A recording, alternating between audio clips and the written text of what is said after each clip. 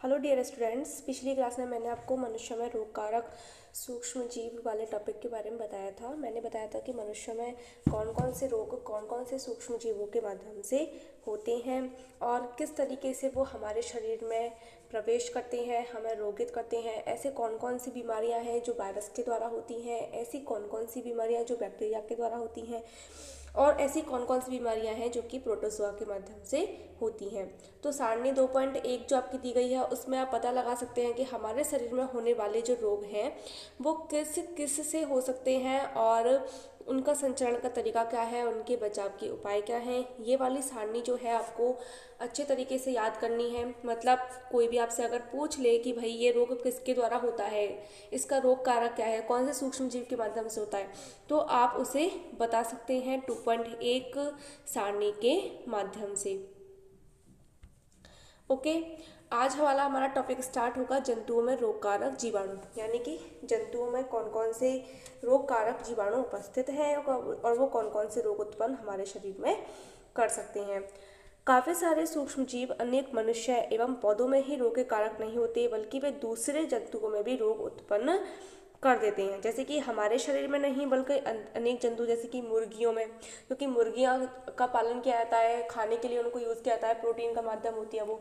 इसी तरीके से मछलियों का भी पालन किया जाता है, तो उनको उन सूक्ष्म जीवों की होने वाली बीमारियों से बचाया जाता है। अगर वो किसी भी तरीके के सूक्ष्म जीवी या रोग कारक से ग्रसित हो जाती हैं तो उनको हम खाने के यूज़ में नहीं ले सकते, क्योंकि अगर हमने उन्हें खाने के यूज़ में ले लिया तो उनके माध्यम से हमारे शरीर में भी रोग या फिर वायरस बैक्टीरिया हमारे शरीर में भी प्रवेश कर सकती हैं। तो कहने का मतलब यह है कि हमारे शरीर में ही नहीं, प्लांट्स में ही नहीं, अनेक जंतुओं में भी रोगकारक जीवाणु हो सकते हैं। उदाहरण के लिए एंथ्रेक्स मनुष्य एवं मवेशियों में होने वाला एक भयानक रोग है जो कि जीवाणुओं के द्वारा होता है। गाय में खुर एवं मुंह का रोग वायरस के द्वारा होता है। ठीक है, तो एंथ्रेक्स है ऐसी डिसीज है जो कि मवेशियों में, जैसे कि भेड़ों में, बकरियों में, गाय भैंस, ये जितने भी मवेशी होते हैं उन सब में पाया जाते हैं ये रोग। लेकिन इसके बाद जब हम इनके मीट वगैरह को, जो कि बहुत से लोग खाते हैं इनके मीट्स को, अगर आप उसे खा लेते हैं तब आपके शरीर में भी वही तरीके की बीमारी उत्पन्न हो जाती है जो कि उनके शरीर में थी। पौधों में रोग उत्पन्न करने वाले सूक्ष्म जीव।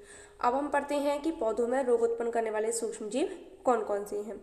अनेक सूक्ष्म जीव गेहूं, चावल, आलू, गन्ना, संतरा, सेब पौधों में रोग के कारक हैं। यानी कि सूक्ष्म जीव किन किन में रोग उत्पन्न कर सकते हैं? गेहूं में, चावल में, आलू में, गन्ने में, संतरे में, सेब में इत्यादि, मतलब और में भी कर सकते हैं। ये रोग के कारण फसल की उपज में क्या हो सकती है? कमी आ जाती है।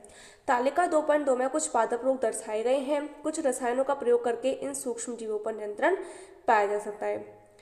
पादप रोग, नींबू कैंकर। ठीक है, नींबू कैंकर मतलब नींबू के क्या होता है, कैंसर हो जाता है इसमें। कैसे होता है कि उसके वो जो नींबू होता है वो पूरी तरीके से ब्लैक ब्लैक स्पॉट्स हो जाते हैं उसकी, और वो सूक्ष्म जीव के द्वारा होता है। ठीक है, और इसका संचरण का तरीका क्या है? वायु। तो इसकी जो पूरी फसल होती है नींबू की वो पूरी तरीके से क्या हो जाती है? नष्ट हो जाती है। गेहूं की रस्ट जो कि कवक के माध्यम से होती है। वायु एवं बीज, यानी कि अगर बीज जो कि कवक से ग्रसित हैं, वो रोग से ग्रसित हैं, यदि उनको हमने खेत में डाल दिया अंकुरित होने के लिए तो वो पूरे फसल में इस रोगों को फैला सकते हैं। कुछ ही बीज, मात्र कुछ बीज पूरी फसल में इस रोग को फैला सकते हैं, और वायु के माध्यम से भी फैल सकता है। भिंडी की पीत वायरस के द्वारा होता है, जो इसका माध्यम क्या है? कीट।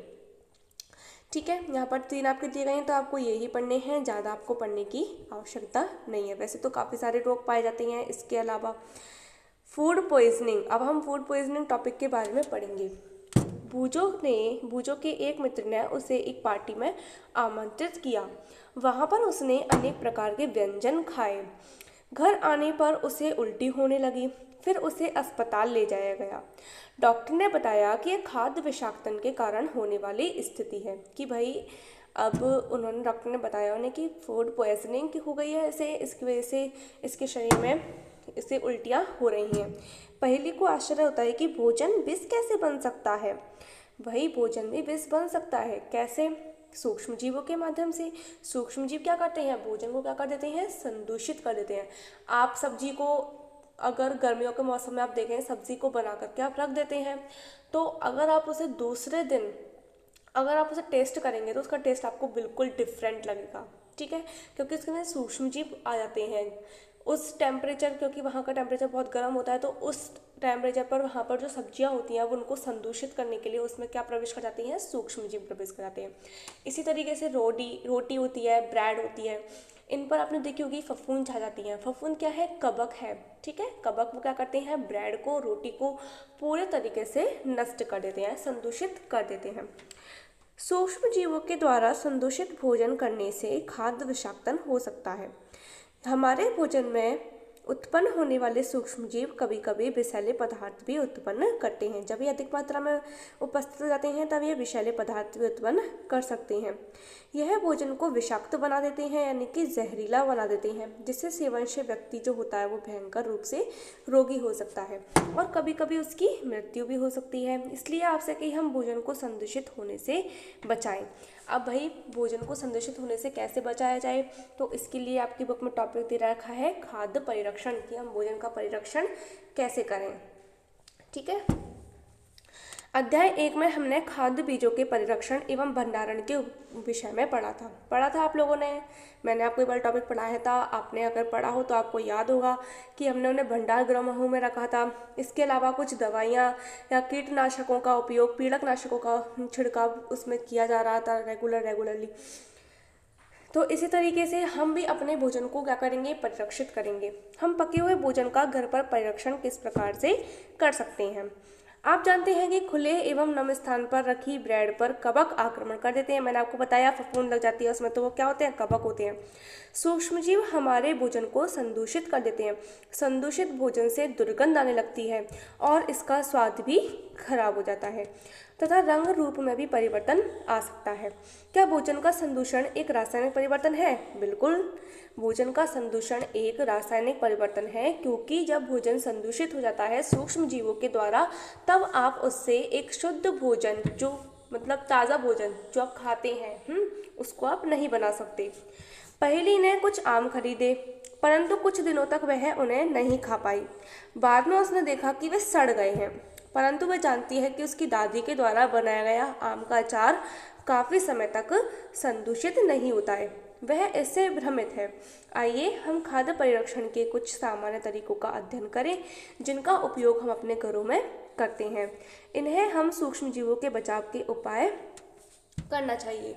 रासायनिक उपाय, मतलब क्या क्या उपाय दे रखे हैं आपके बुक में। एक रासायनिक उपाय दे रखा है, नमक के द्वारा परिरक्षण है, इसमें चीनी के द्वारा परिरक्षण है, तेल एवं सिरके के द्वारा परिरक्षण है, गर्म एवं ठंडे के द्वारा।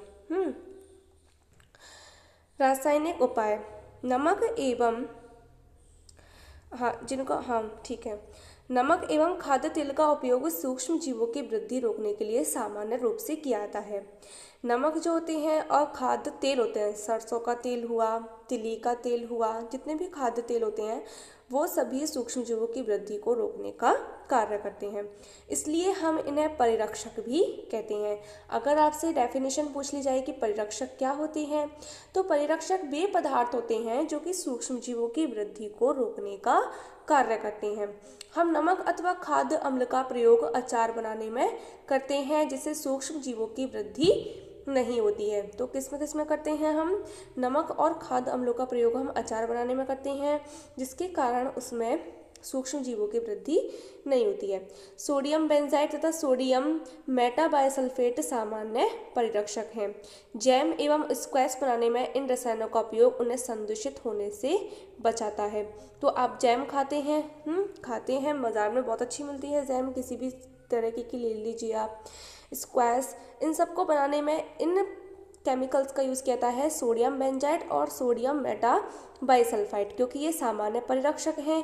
तो भाई उनको भी तो संदूषित रखा जाएगा, क्योंकि मार्केट्स में आप कोई भी सामान खरीद के लाते हैं तो आप देखते हैं वो कितने स्वादिष्ट लगते हैं, तो उन्हें इनके माध्यम से क्या किया जाता है, संरक्षित किया जाता है, या फिर उन्हें परिरक्षित किया जाता है। नमक द्वारा परिरक्षण, सामान्य नमक का उपयोग मांस एवं मछलियों के परिरक्षण के लिए काफ़ी लंबे अरसे से किया जा रहा है। जीवाणुओं की वृद्धि रोकने के लिए मांस तथा मछली को सूखे नमक से ढक देते हैं। नमक का उपयोग आम, आंवला एवं इमली के परिरक्षण में भी किया जाता है। चीनी के द्वारा परिरक्षण, जैम, जेली, स्क्वैश का परिरक्षण चीनी के द्वारा भी किया जाता है। चीनी के प्रयोग से खाद्य पदार्थों की नमी में कमी आ जाती है, जो कि संदूषण करने वाले जीवाणुओं की वृद्धि को नियंत्रित करता है। तो आप समझ गए होंगे कि जैम, जेली ये सभी इतने मीठे क्यों होते हैं, क्योंकि इनका परिरक्षण करने के लिए उसमें चीनी जो होती है वो ज़्यादा मात्रा में डाल दी जाती है। वो क्या करती है कि खाद्य पदार्थों की जो नमी होती है उसको कम कर देती है, जिसके कारण उसमें सूक्ष्मजीव वृद्धि नहीं कर पाते हैं, उनका नियंत्रण हो जाता है। तेल एवं सिरके के द्वारा परिरक्षण, तेल एवं सिरके का उपयोग अचार को संदूषण से बचाने के लिए किया जाता है, क्योंकि इसमें जीवाणु जीवित नहीं रह सकते। ठीक है। सब्जियां, फल, मछली, मांस का परिरक्षण इस विधि के द्वारा किया जाता है। तो आप अचार खाते होंगे, वो देखे होंगे, वो एकदम डिप करके रखे जाते हैं ऑयल में, मतलब उसमें इतना ऑयल डाला जाता है कि अचार नीचे बैठ रहे और ऑयल जो है वो उसके ऊपर तैरता रहे। तो वो किसका कार्य करते हैं, परिरक्षण का कार्य करते हैं। अगर थोड़ा सा भी ऑयल यदि अचार से कम हो जाता है, ठीक है, पिकल से कम हो जाता है, तब आप देखेंगे कि उसमें फफूंद लगनी स्टार्ट हो जाती है। गर्म एवं ठंडा करना, आपने अपनी माँ को दूध उबाल कर रखते हुए देखा होगा, बिल्कुल उबालती हैं। उबालने से अनेक सूक्ष्मजीव नष्ट हो जाते हैं। अगर मान लो दूध में थोड़े बहुत भी अगर सूक्ष्मजीव हैं तो उबालने से क्या हो जाते हैं, नष्ट हो जाते हैं। इसी तरीके से हम अपना भोजन रेफ्रिजरेटर में रखते हैं, यानी कि फ्रिज में रखते हैं, क्योंकि कम ताप सूक्ष्मजीवों की वृद्धि को रोकता है। आप सर्दियों में देखते हैं ना कि सर्दियों में क्या होता है कि आप दूध, सब्जियां वगैरह किसी को भी अगर आप फ्रिज में ना रखें तब भी बहुत ज़्यादा समय तक ख़राब नहीं होती हैं। लेकिन गर्मियों के मौसम में क्या होता है कि अगर मान लो 1 से 2 घंटे के लिए भी अगर वो चीज़ बाहर रह गई रेफ्रिजरेटर से तो वो थोड़ी देर में ही ख़राब हो जाती है, क्योंकि जो टेम्परेचर होता है लो टेम्परेचर, क्योंकि जो ऑर्गेनिज्म होते हैं, सूक्ष्म जीव होते हैं, वो एक निश्चित टेम्परेचर पर कार्य करते हैं। जब टेम्परेचर लो हो जाता है यानी कि कम हो जाता है तब इनकी वृद्धि रुक जाती है, अपने प्रभाव को नहीं दर्शा पाते हैं। वो जो क्या प्रश्न पूछ रहा है, थैलियों में आने वाला दूध संदूषित क्यों नहीं होता? मेरी माँ ने बताया कि यह दूध पौष्टिरीकृत है। अब भाई पौष्टिरीकरण क्या होता है? पौष्टिरीकृत दूध को बिना उबाले इस्तेमाल किया जा सकता है, क्योंकि यह सूक्ष्म जीवों से मुक्त होता है। यानी कि आप अमूल का दूध लेते हो ना, जो थालियों में दूध आता है, तो आप किसी का भी दूध ले लीजिए, वो कैसा रहता है, पौष्टिरीकृत दूध रहता है। यानी कि आप उसे अगर उबालेंगे भी नहीं तब भी आप उसे यूज़ कर सकते हैं। तो पौष्टिरीकरण विधि में क्या होता है, इसके लिए दूध को 70 डिग्री सेंटीग्रेड पर 15 से 30 सेकंड के लिए गर्म करते हैं। ठीक है, इतने डिग्री टेम्परेचर पर अगर दूध को गर्म करेंगे तो वो कितना गर्म हो जाएगा। फिर उससे एकाएक ठंडा करके उसका भंडारण कर लेते हैं, यानी कि 70 डिग्री सेंटीग्रेड पर उसे 10 से 15 सेकंड के लिए गर्म किया जाता है। फिर उसे तुरंत ही रेफ्रिजरेटर्स में, बहुत बड़े बड़े होते हैं उनमें, उनको ठंडा किया जाता है। ठंडा करने के बाद फिर उनका भंडारण करते हैं। ऐसा करने से सूक्ष्म जीवों की वृद्धि जो होती है वो रुक जाती है। इस प्रक्रिया की खोज लुई पॉस्चर नाम के वैज्ञानिक ने की थी, इसलिए इसे पौष्टिरीकरण विधि भी कहते हैं। अब नेक्स्ट टॉपिक है भंडारण एवं पैकिंग। आजकल मेवे तथा सब्जियां भी वायुरोधी सील किए गए पैकेटों में बेचे जाते हैं, बिल्कुल बेचे जाते हैं, जिससे कि सूक्ष्म जीवों से उनकी क्या हो सके, सुरक्षा हो सके। ओके स्टूडेंट्स, तो आज हम यहीं तक ही स्टडी करेंगे। हमने आज पढ़ा है आपके बुक के जंतुओं में रोगकारक जीवाणुओं के बारे में, और पौधों में रोग उत्पन्न करने वाले सूक्ष्म जीवों के बारे में, खाद्य विषाक्तन के बारे में पढ़ा, और खाद्य परिरक्षण के बारे में भी हमने आज पढ़ा। लेकिन नाइट्रोजन स्थिरीकरण के बारे में हम आपकी अगली कक्षा में पढ़ेंगे, नाइट्रोजन स्थिरीकरण और नाइट्रोजन चक्र के बारे में, क्योंकि आपका टाइम ज़्यादा हो जाएगा फिर, इसलिए हम इसको आपकी अगली कक्षा में पढ़ेंगे। तो कल मतलब आप सबको आके स्कूल में आके कॉपी चेक करानी है और चैप्टर को पढ़ते रहिए। स्टार्टिंग से जितनी मैंने वीडियोस भेजती हैं उनको रेगुलर स्टडी कीजिए आप, और सभी चैप्टर्स को भी स्टडी कीजिए। और हाँ, मैं आपका सिलेबस भी आपको भेज दूँगी, उसमें आप देख लेना कि आपके कौन कौन से टॉपिक्स कट हैं और कौन कौन से टॉपिक आपके सिलेबस में हैं। जो हैं आपको वही पढ़ने हैं, जो आपके सिलेबस में नहीं है वो आपको स्टडी नहीं करने हैं। Thank you very much.